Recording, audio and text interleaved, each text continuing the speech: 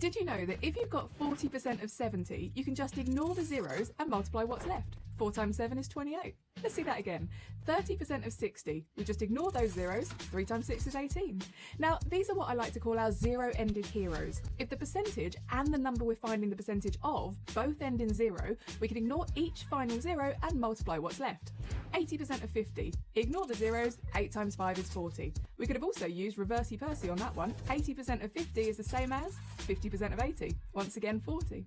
Now, why does this work? Well, if we look at a longhand version of calculating a percentage, for 80% of 50, we'd do 80 divided by 100 times 50. But before we multiply those fractions, we can do some cancelling. Since we've got 100 as our denominator, we can divide each numerator by 10.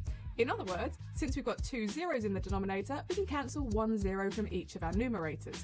In fact, since we can cancel up to 2 zeros in total, it doesn't matter which number they're part of. If we've got 30% of 400, we could either cancel both zeros from the 400, leaving 30 times 4, which is 120, or we could cancel 1 0 from each number, leaving 3 times 40, which is also 120.